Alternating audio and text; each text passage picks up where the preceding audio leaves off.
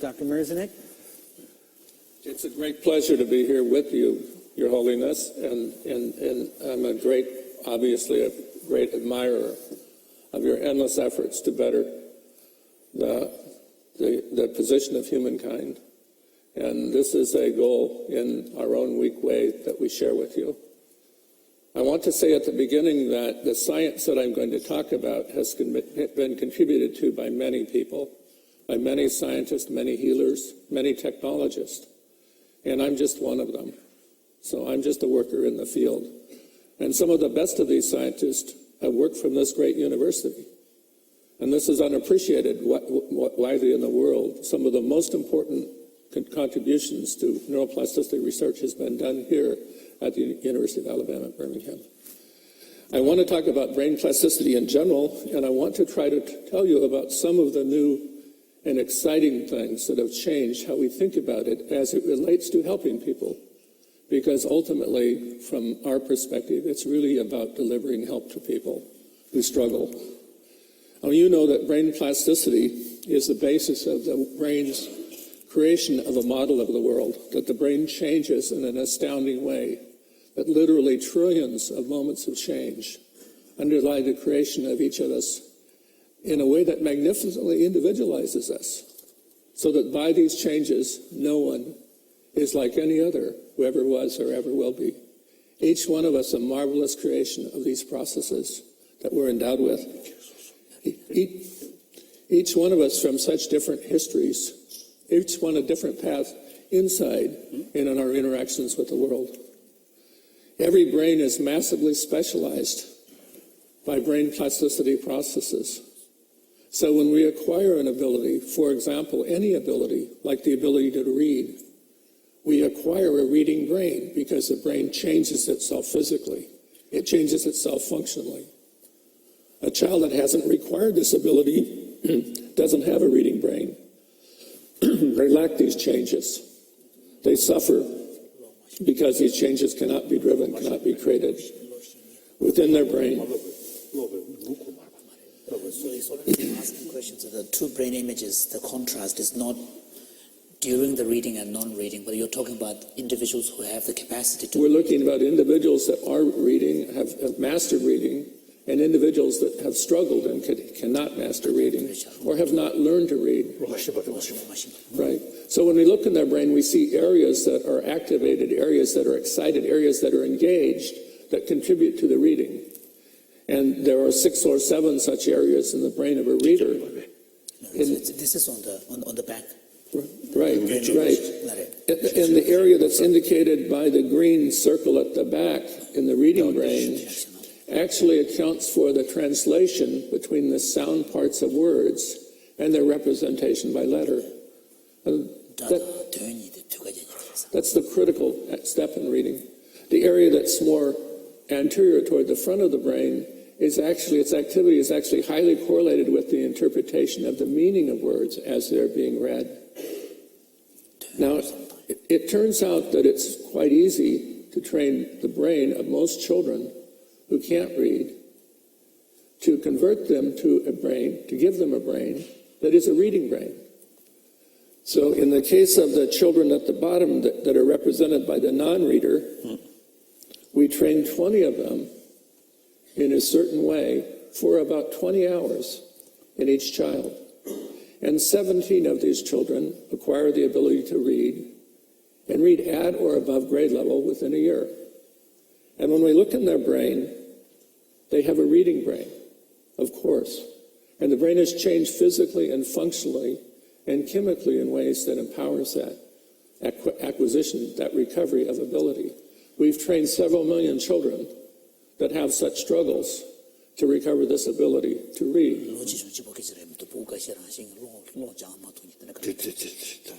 You can see in the brain on the left that there's a strong activity below the circle that's towards the back of the brain that always occurs in a child that's just acquiring this ability to make the translation between word sounds and between writing. And I might say that if we looked in the brain several months later, it would look just like the brain of any other reader. Now, the reason that it still has this primitive appearance is because we did not train the children to recover this ability by training them to read. We train them in a way that clarified the representation of word sounds. Because their problem in translation, the most common problem in translation, is a problem in the brain resolving, representing the details in what the child hears. And therefore the translation to writing makes little sense.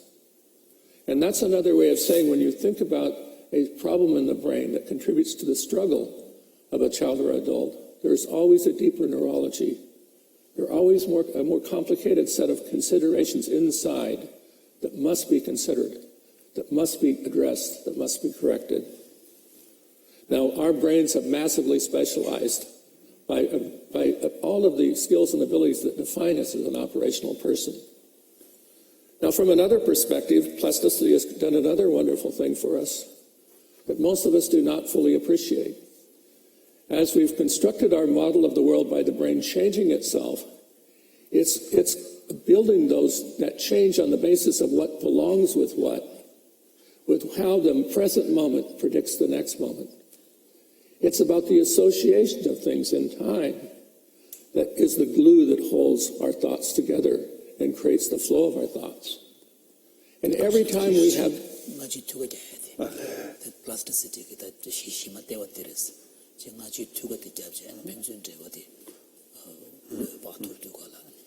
and every time we have a feeling, every time we have a thought, every time we act, the brain makes a special association.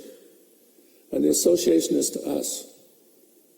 It creates our self-identification.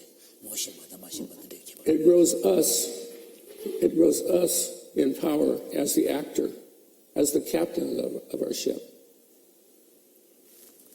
Now, one of the wonderful things about this process is that it naturally incorporates anything else, anyone else that's important to us, into us. It's actually built for attachment. It's built to attach the mother to the infant and the infant to the mother, because the mother has such a strong and heavy level of interaction, of love, of affection with the child, that the child becomes part of the mother, part of what the mother is, just like the mother becomes part of the child. We are naturally constructed for attachment, and only when things go terribly wrong do we live a detached life. We are made to be social, interactive creatures. We are constructed for attachment. Now, a key aspect of brain plasticity, and that we more deeply appreciate in recent time, is the fact that the processes that control these changes are by their nature reversible. And that's another, we have appreciated that for a long time.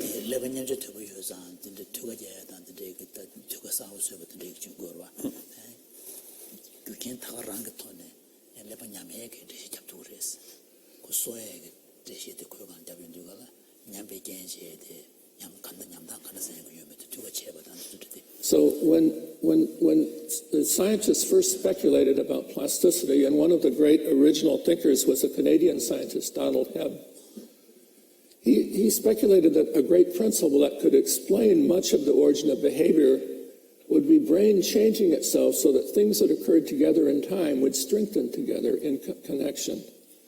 And we quickly discovered about 20 years ago that this great principle applies as the brain is changing itself. And what that means is that you can change the conditions of learning and change the outcome. And you can actually drive the brain to strengthen its abilities or to degrade them.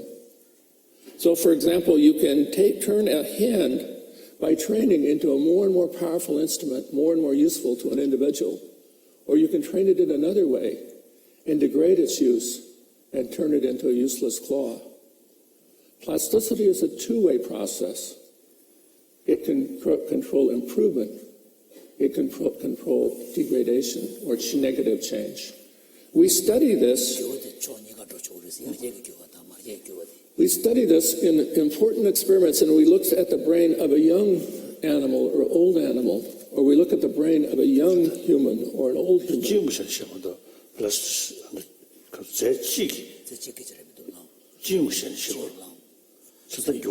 야 가서 열견 줘야다. 야 지금 꼭지 전자로 레벨로 플라스틱은 누구서 We looked at about 20 different physical and functional. This was asking question. This both improvement and degradation, Right. which is the principal expressions of plasticity. Right. The point is that's the very nature of brain itself, but it's not really. You're not giving any gene-based explanation. But particularly plasticity. So are you talking about a specific type of plasticity mechanism? Or I'm talking about, I'm going to say that all of the processes of change are driven in a forward direction or negative. And I'm going to explain why this is so. This is a new understanding. And then 열견 줘야기 베젠싱의 플라스틱 더 주고기 야만 꼭지 싫지 말해. Yes, the session share. The Rangshin Joro, Lebacoran Rangshin Telia, Ken Chi King to Yobana Shinki, and Chi King to So, Your Holiness, we look at the characteristics of a brain in the prime of life, when the individual is most vigorous, and we've looked in animal brains and we've looked in human brains, when the brain is most vigorous. And then we've looked at the brain near the end of life. We've looked at it physically, we've looked at it functionally, we looked at it chemically. We looked at processes that are explained by hundreds of known cellular and molecular processes in biology. And the first thing we ask is, which of these major differences in the physicality of the brain, or in the function of the brain, or in the chemistry of the brain differ in very old versus the brain in the prime of life? And the answer is, everything is different. Everything is different.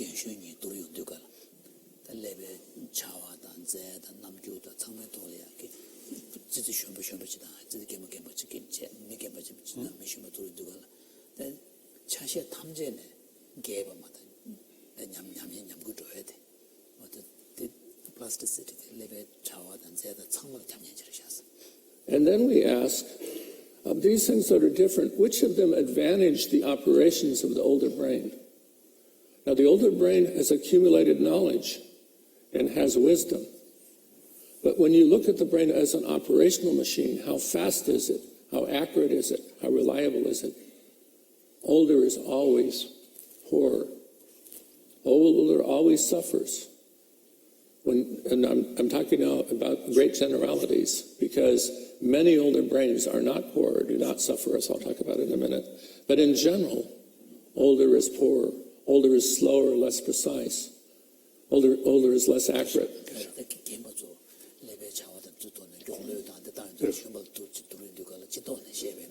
And now to the real experiment. And the real experiment is how many of these things that define the older brain as being poorer, less accurate, less precise, less reliable, can be altered by engaging the brain in a positive way to drive the changes in a positive direction. And the answer is, everything is changeable in a positive way. Every characteristic that defines the brain that's struggling in old age can be improved by engaging the brain to train. So we sent older individuals, you could say, to the rehabilitation clinic. We trained them, and with relatively simple forms of training, some of them associated with how you would think about training, we saw vast improvement. And most of these things can be driven far back in a youthful direction so that the brain can operate with more powers again and the individual can have a stronger, healthier life. So here are some of the things that we changed, and this is a long, complicated list. But I deliberately left the long, complicated list because I wanted you to understand the magnificence of the reversibility of these processes. The brain recovers its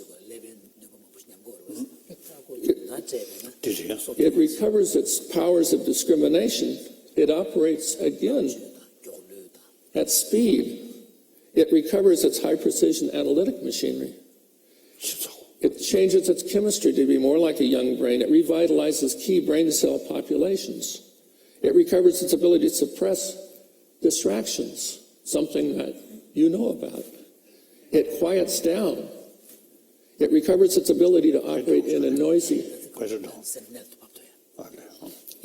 environment. It recovers its powers of prediction, and so on and so on. Everything we look at recovers.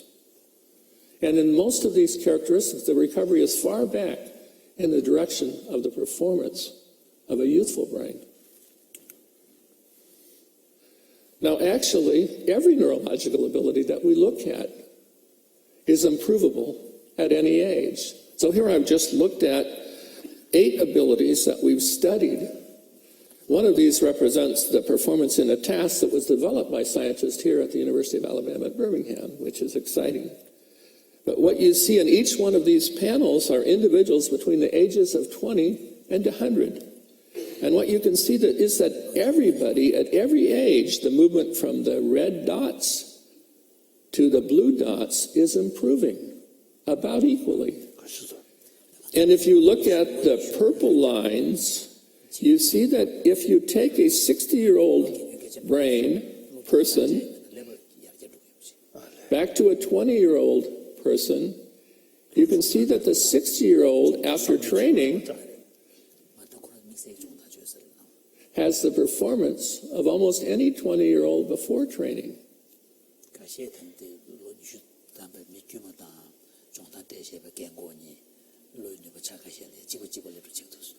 So I could show you 50 charts like this with thousands of people that have been trained, and they all show the same thing. Every aspect of the brain is plastic, and when it struggles, it can be driven in an improving direction to a more useful performance ability.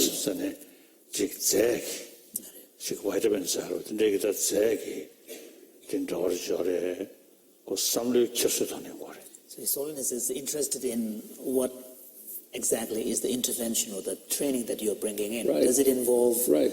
like kind of vitamins, some kind of, And physical exercise. physical exercise? No, it involves Does it involve training more a person cognitive? in a highly controlled and progressive way, interacting with stimuli that are delivered by listening or from vision on a computer. It is delivered by technology. And it is done, and we do that not because it is the most natural or desirable, but because we can accomplish change with such high efficiency. So that in 5 hours or 10 hours, in an individual that struggles, we can drive very meaningful and large-scale change. We see this as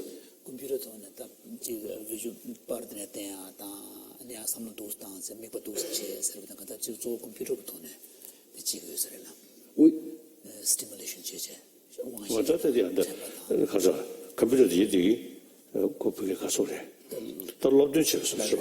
So it's in a sense can be so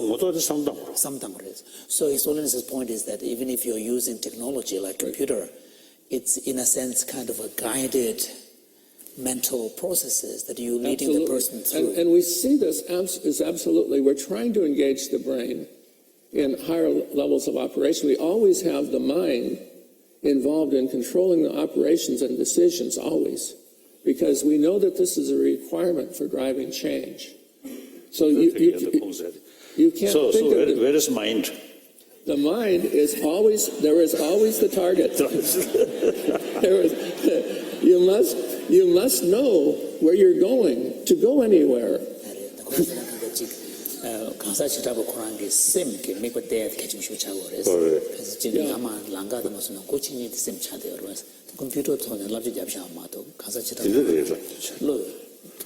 Only with the goal can you find. Not here.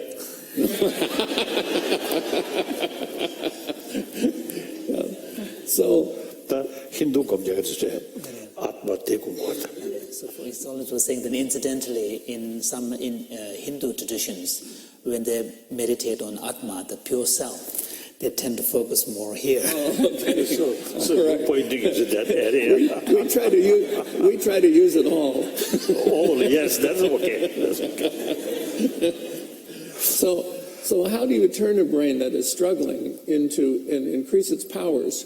You have one answer. We think that what we do is helpful and synergistic with the wonderful tradition that follows the way that you train. We think we can complement and strengthen and enrich what happens in the brain for someone that's struggling. So when we think about how we can turn an older impaired brain into what appears to be a stronger one, we train it. We train it intensely, and we can drive strong changes on a relatively narrow window of time. The critical vision다 사운드 시시고 봐. 디컨도 미섬을 하시기 도나래야 용도 간도. So His Holiness is interested in the more granular description of the actual intervention. Yeah. So just imagine the sort of the person, the participant sitting in the lab and hooked up to the computer. So you have visual imageries involved, maybe some sound involved. Yeah. So these are naturally because of the image, also the sound, which brings some kind of. So does it involve evoking a certain sense of joyful state, relaxed state? Not afraid, not fear. These are not. Most individuals who are trained, we've trained about 6 million individuals using these strategies. Most are not in laboratories. They're in their home or they're in their school. And they're sitting in front of a computer, commonly with headphones on, to have an environment that's quiet. And they're making decisions about what they see or hear or feel. And they're making those decisions by interacting in a computer.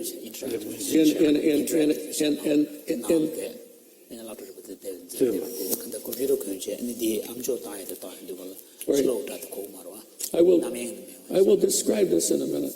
Okay. Of course, it matters how you train. So then you could ask the second question, and that is, how do you turn the brain that's in the prime of life into an old one? Why does it change?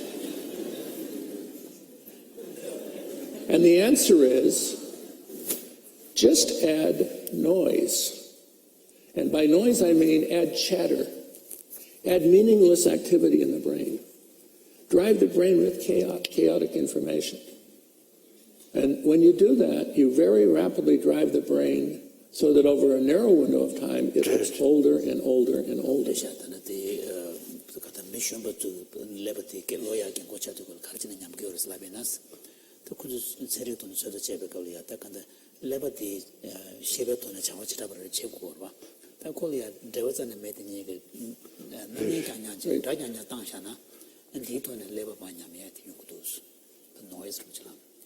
Now, a very interesting thing to understand when you understand that the brain, these processes are reversible, is that from the prime of life, going forward in aging is equivalent to going backward. An old brain is more and more like the brain of a baby. It's more and more like the functional brain of a baby that's had no experience. Of course, it has had experiences, but because noise is entering the machine, it's moving backward again.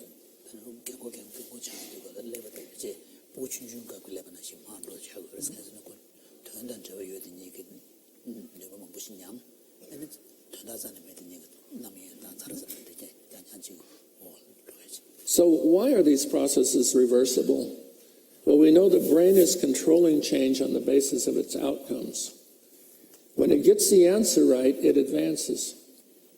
It operates at higher speed. It refines the processing that contributes to its accuracy and reliability. When it begins to make errors, it retreats. It relaxes its conditions so that most often it gets the answer right. If I'm out in the dim light and I'm trying to say, who is that I see by the wood? It takes longer for me to make the judgment. So too the brain. It takes longer for the brain to make the judgment. The brain naturally adjusts so that it more reliably gets the answer right. Anyone in their brain can substantially control whether they go forward or backward. And I'm certain your recommendation is to choose forward. Forward is good. So what's the source of all of that chatter, all of that brain noise in normal aging? Well, it's contributed richly by modern life. It's contributed richly by sitting on your seat for long hours a day in meaningless activities. It's contributing richly by looking at screens as things flash by that have marginal importance to you or value to you. It's contributed richly in a world in which we pave even the pathway. It's almost as if you are deliberately not giving your brain a task. Exactly.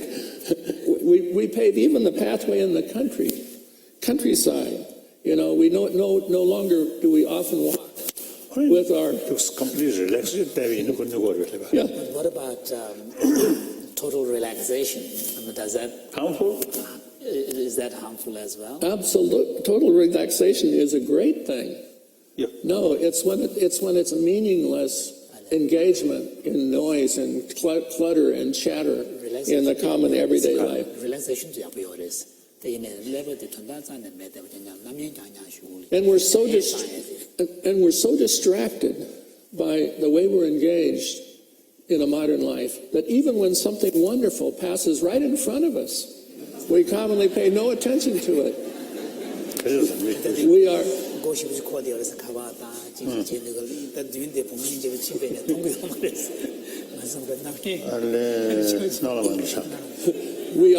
We are a race of modern zombies who are sleepwalking through life.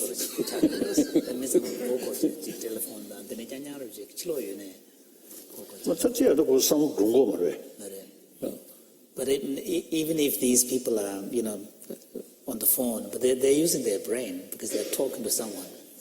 Yeah, they're using their brain, yes, but they're not responding to the things in life. So they're not responding to the other things in life that should draw their attention and should be stimulating because they are surprising to them.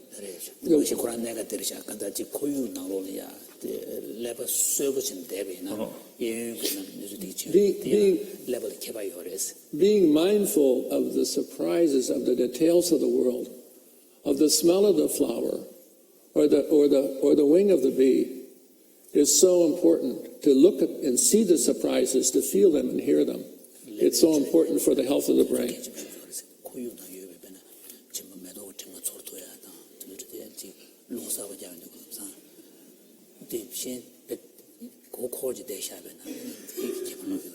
So a modern life often is lived as if there should not be a requirement for having much of a brain.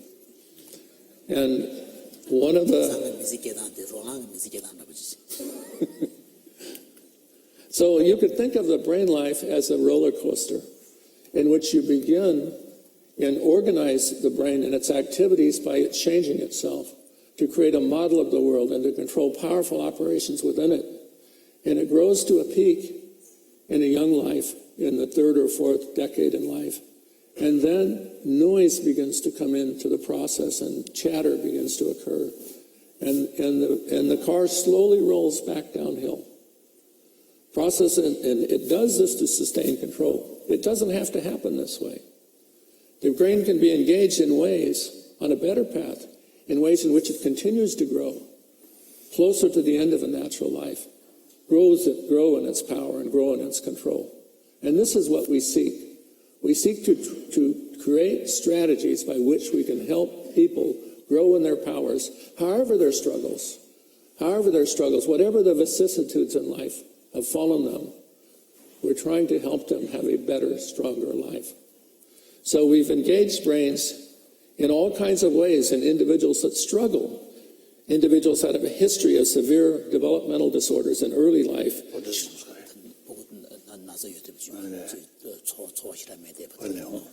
Children that are learning impaired. Children that have a terrible childhood, a childhood marked by abuse and neglect. Individuals that suffer from addictions or from normal and pathological aging, from brain injury or stroke, which Dr. Taub will talk about in a minute, from poisoned or infected or otherwise damaged brains, from psychotic illness, depression, among many others. You know, all of these for us are areas